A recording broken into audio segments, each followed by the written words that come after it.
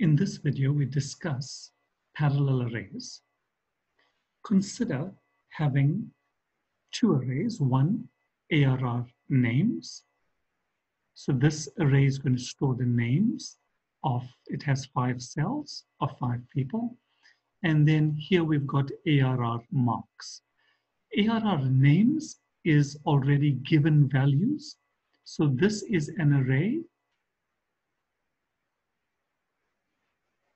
And after each comma, that separates each value. So this is 1, 2, 3, 4, 5. Those are the 5 cells. It contains these 5 values. And then you've got array marks. Array marks does not have any values, but it is also an array of type integer. This will have 5 cells as well. And parallel means there's a relationship between the position in the one array and the position in the other array. Meaning that if I want to now find the mark for Winnie, Winnie is in cell 1, so Winnie's mark will be in cell 1 of the other array.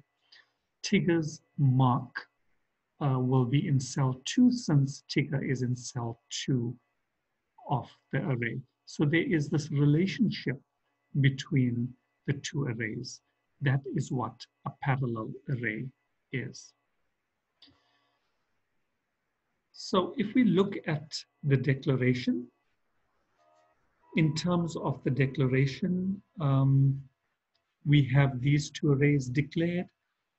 The first button was to get marks for the array marks. So to go to each cell in the array, you run a loop from 1 to 5. Marks are randomly being generated. The marks are being generated from 40 to 100. Remember, it's 1 less than the second value that's specified. This will go 5 times. 5 random values will be generated, and each one will be stored in the different cells of array marks. And then a message is displayed afterward. The second button, again, runs from 1 to 5. We're going to each, well, actually, that is the same coding. That's exactly the same coding that we looked at. That seems to have been duplicated. So let's take that out. Then we have the next button where we run a loop from 1 to 5, and read out means we are displaying the name. So that displays the name. #9 is just a tab space, and then we are displaying the mark. So remember, when I is 1, we go to position 1 in the name array, and we go to position 1 in the mark array, and we display the corresponding values. So this is how parallel arrays work. The positions in both the arrays are the same. The next concept is, how would we find the name of the person with the highest marks? We know the marks are contained in this array, but the names are in the other array. So I want to find highest. Highest means looking at the marks, but whilst I'm looking at the marks, I also need to keep track of the name at that position that happens to be the highest. So how do we go about doing that? We know that when we find highest, we have a variable called high, and we set that to the first cell in the array. So high is set to array marks because that's the array that we are searching to find the highest. But whilst I'm searching for the highest, I'm tracking the name as well at the same time. So I have a variable called high name, and that goes to the name array at the same position where I stored the mark. So high name equals array name of 1. We then search through starting from position 2, and we look for a higher mark.